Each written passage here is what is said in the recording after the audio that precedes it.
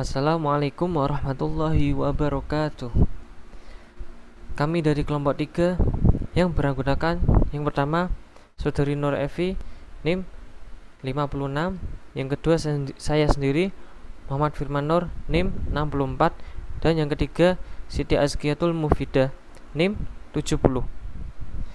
Di sini kami akan mempresentasikan tentang konsep uang dalam perspektif Islam. Yang pertama adalah pengertian uang.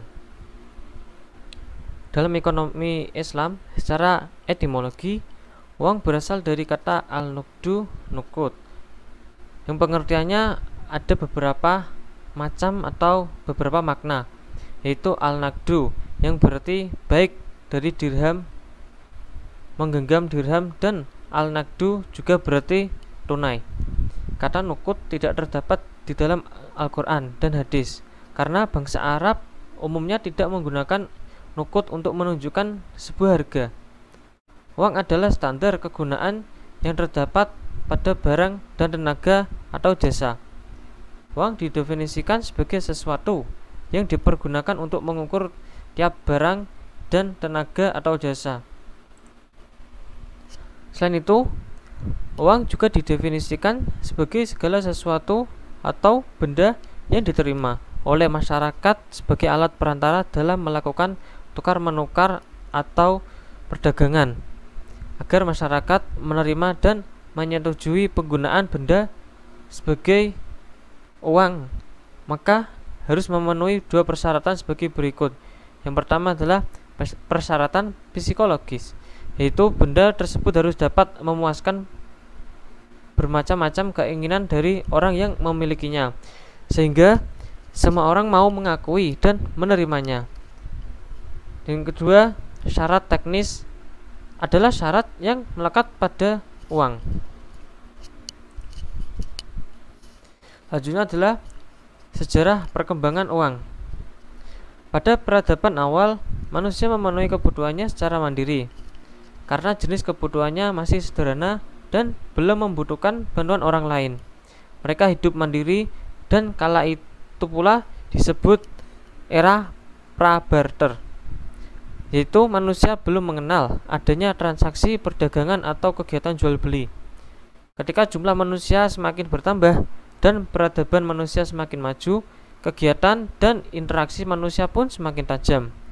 Dalam rangka memenuhi kebutuhan hidupnya, terjadilah tukar menukar kebutuhan dengan cara sistem barter. Kemudian pada periode ini disebut zaman barter. Pertukaran barter menandai adanya keinginan yang sama pada saat yang bersamaan dari pihak-pihak yang melakukan pertukaran ini. Namun ketika kebutuhan semakin kompleks, semakin menciptakan double condition of want. Ketika seseorang membutuhkan beras sedangkan hanya memiliki garam, dan pihak yang lain tidak membutuhkan garam tersebut, yang dibutuhkan hanyalah sebuah daging, sehingga syarat terjadinya barter tidak terpenuhi. Karena itulah diperlukannya sebuah alat tukar yang dapat diterima oleh semua pihak. Alat tukar demikian disebut uang, yang pertama kali dikenal dalam peradaban Sumeria dan Babilonia. Uang kemudian berkembang dan berevolusi mengikuti perjalanan sejarah.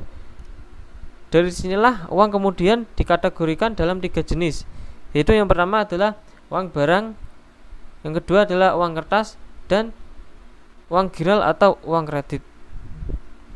Sekian dari saya. Selanjutnya saya serahkan kepada pemateri selanjutnya, yakni Saudari Evi.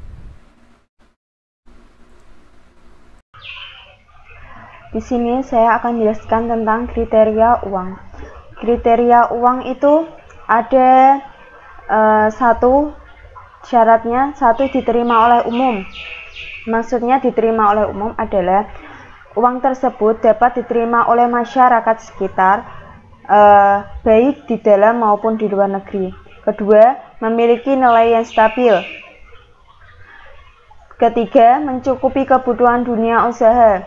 Maksudnya, uang itu mencukupi kebutuhan ekonomi baik dalam maupun luar negeri. Yang keempat, mudah dibawa dan disimpan. Maksudnya, mudah dibawa dan disimpan dapat diletakkan dan dipergunakan dengan baik.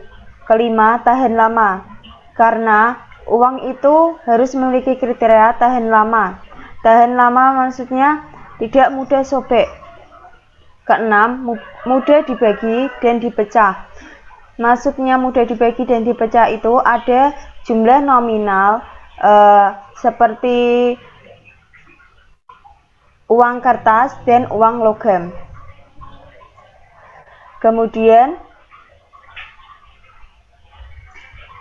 fungsi uang. Fungsi uang itu ada dua, fungsi asli atau primer dan fungsi sekunder. Fungsi asli atau primer yaitu sebagai alat tukar.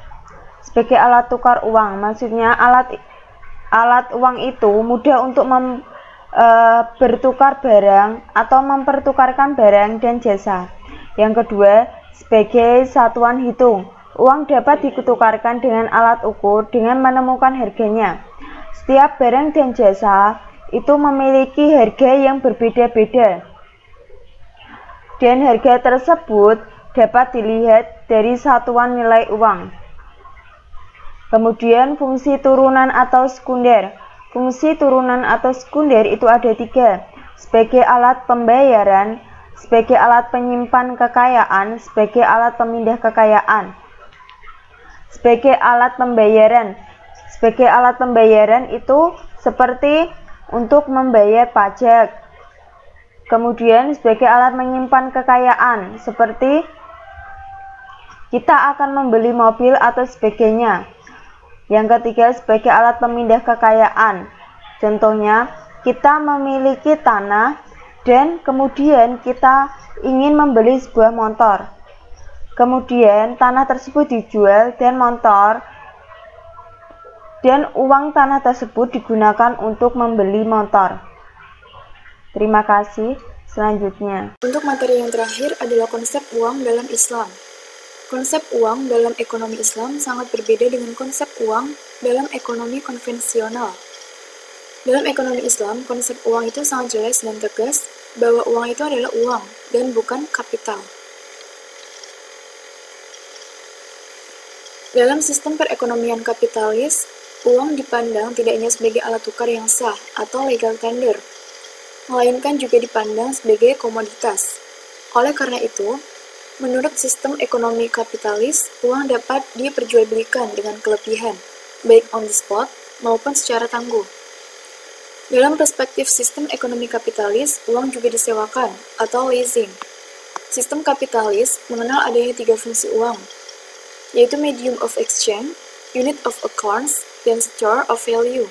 Sedangkan dalam ekonomi Islam hanya mengenal adanya dua fungsi, yaitu medium of exchange digunakan untuk bertransaksi dan unit of account.